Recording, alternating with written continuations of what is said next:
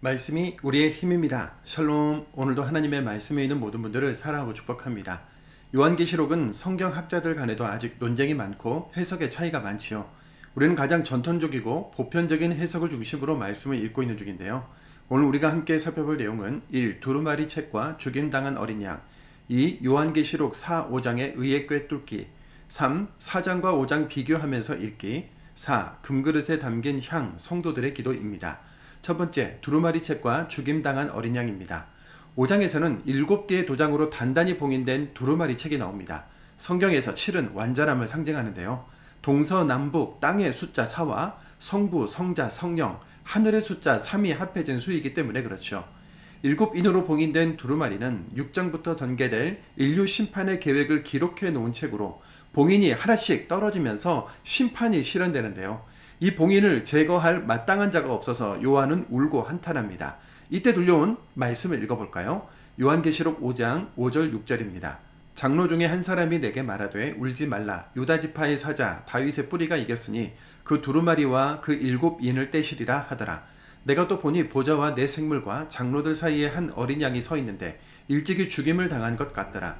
그에게 7뿔과 7눈이 있으니 이 눈들은 온 땅에 보내심을 받은 하나님의 7영이더라. 이 세상을 구원하고 동시에 심판하실 분, 유다지파 출신의 사자이며 다윗의 자손이신 어린 양, 바로 예수 그리스도이십니다.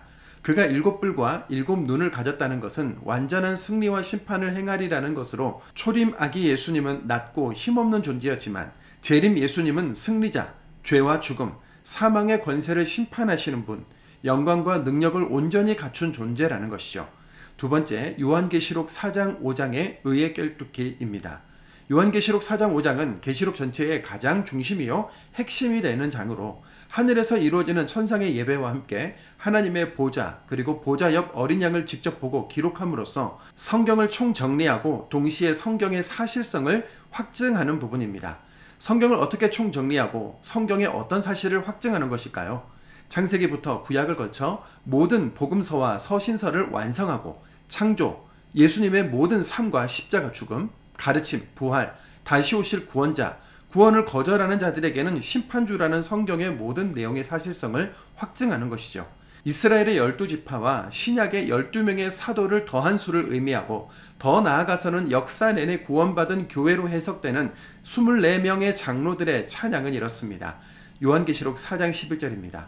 우리 주 하나님이여 영광과 존귀와 권능을 받으시는 것이 합당하오니 주께서 만물을 지으신지라 만물이 주의 뜻대로 있었고 또 지으심을 받았나이다 하더라. 장로들의 찬송 가사를 보시면 하나님이 만물을 창조하신 창세기가 떠오르시죠. 요한계시록은 7교회에 대한 편지 내용이 끝나자마자 우리에게 창세기의 창조를 꽝 하고 환기시키는 겁니다. 요한계시록 5장 7절, 시편 110편 1절입니다. 그 어린 양이 나와서 보좌에 앉으신 이의 오른손에서 두루마리를 취하시니라. 여호와께서 내 주에게 말씀하시기를 내가 내 원수로 내 발판이 되게 하기까지 너는 내 오른쪽에 앉아 있으라 하셨도다. 시편 110편은 다윗이 본 환상을 시편에 기록한 것인데요. 결국 요한계시록에서 하나님 오른쪽에 앉아 계신 분이 어린 양 예수요, 심판의 내용이 기록된 두루마리 인을 뗄 심판주시며 원수들을 발로 밟을 뿐이시라는 것을 확인시켜 줌으로써 창세기부터 구약, 복음서의 예수 행전, 이후 제자들의 열방 행전까지의 성경을 예수님으로 총정리하고 말씀으로 증명하며 확인시켜주는 계시록의 위치를 우리는 발견할 수 있습니다.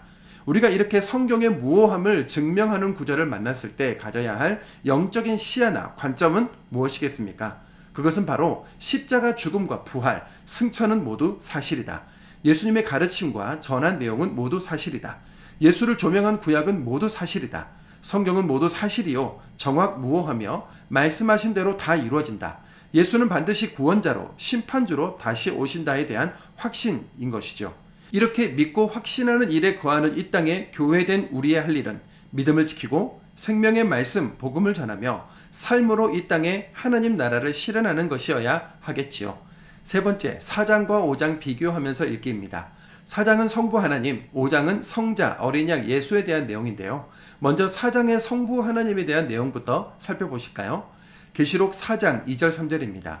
그가 곧 성령에 감동되었더니 보라 하늘에 보좌를 베풀었고 그 보좌 위에 앉으신 이가 있는데 앉으신 이의 모양이 벽옥과 홍보석 같고 또 무지개가 있어 보좌에 둘렀는데 그 모양이 녹보석 같더라. 본문의 벽옥은 하나님의 거룩하심과 청결하심을, 홍보석은 하나님의 무서운 진노를 나타내는데요. 구약의 대제사장이 가슴에 달았던 판결 흉패에 붙이는 12개의 보석 중 제일 처음 것과 가장 마지막 것이기도 합니다. 이것을 보여주심으로써 지금 보좌에 앉아 계신 분이 하나님이신 것을 나타내 주는 것이죠. 봉인을 뗄 예수님을 향한 장로들과 천사들의 찬송은 이렇습니다. 계시록 5장 12절입니다. 큰 음성으로 이르되 죽임을 당하신 어린 양은 능력과 부와 지혜와 힘과 존귀와 영광과 찬송을 받으시기에 합당하도다 하더라.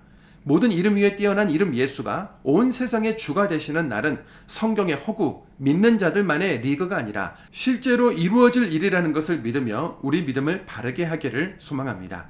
네 번째, 금그릇에 담긴 향 성도들의 기도입니다. 우리가 하나님께 찬양하고 그 기도를 멈추지 않아야 하는 이유, 기도에 힘을 내야 하는 구절이 있어서 함께 읽어보겠습니다. 요한계시록 5장 8절입니다. 그 두루마리를 취하심에 네 생물과 24장로들이 그 어린 양 앞에 엎드려 각각 검은 고와 향이 가득한 금 대접을 가졌으니 이 향은 성도의 기도들이라. 결국 성도들의 고통이나 소망을 담은 모든 믿음의 기도가 다 어린 양 예수께 전달되고 구절에 의하면 예수께서 모든 민족과 종족을 피로 값주고 산 임금이 되어 주심으로써 우리 믿음의 기도에 대한 합당한 답, 합당한 구원, 악에 대한 합당한 심판을 하실 거라는 사실을 우리는 알 수 있습니다. 요한계시록을 읽으면서 우리 믿음이 더 위로와 힘을 얻고 소망을 가졌으면 좋겠습니다. 심판, 환난에 초점이 있는 것이 아니라 믿음을 지키는 자들에 대한 구원과 사랑에 초점이 있는 것이죠. 심판과 환난의 경고에 두려워하고 회개할 대상은 믿음에 서 있지 않은 자들, 하나님의 사랑과 정의를 가로막고 법, 힘, 권력을 동원해서 자신들의 탐욕과 배를 채우는 자들, 믿음으로 선하고 의롭고 정직하게 살아가는 사람을 핍박하고 힘없고 가난한 자를 억누르는 모든 악의 세력들인 겁니다. 우리는 구원과 사랑의 하나님, 분명히 심판하시는 공의의 하나님에 대한 이 두 가지 시야를 모두 가지고 있어야겠지요. 모든 이름 위에 뛰어난 이름으로 어린 양 예수님이 다시 오실 것입니다. 누군가에게는 거리끼고 미련한 것으로 보일 이 십자가의 도가 믿는 우리에게는 구원이라는 확신으로 받아들이며 오늘도 말씀을 읽겠습니다. 요한계시록 4장입니다.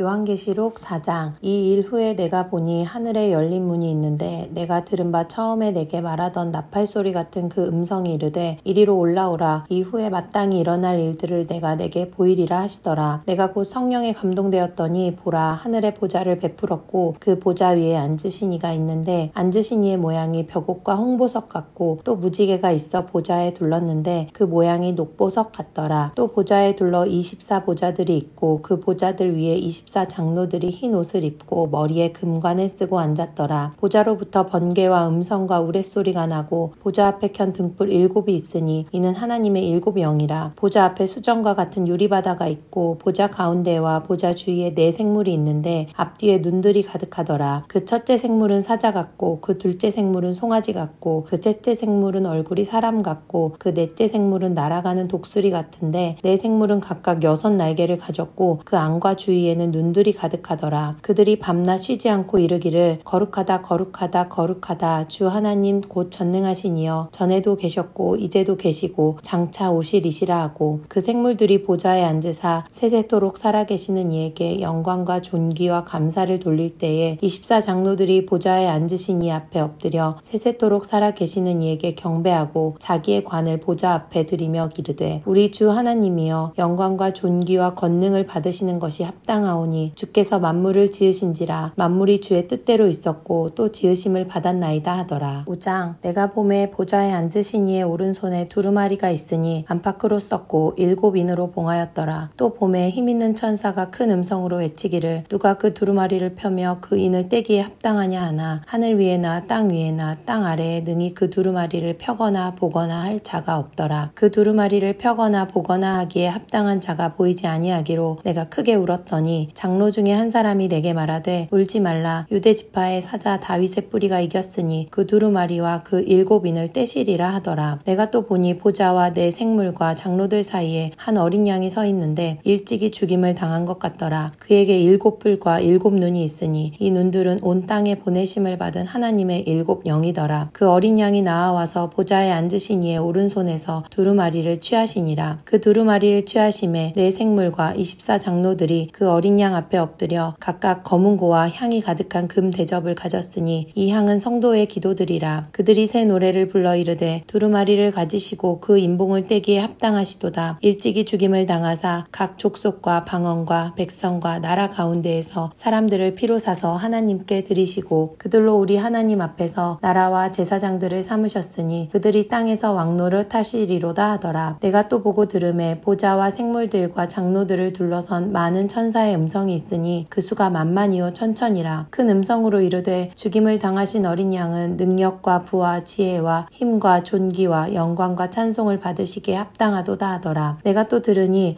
하늘 위에와 땅 위에와 땅 아래와 바다 위에와 또 그 가운데 모든 피조물이 이르되 보좌에 앉으신 이와 어린 양에게 찬송과 존귀와 영광과 권능을 세세토록 돌릴지어다 하니 내 생물이 이르되 아멘하고 장로들은 엎드려 경배하더라.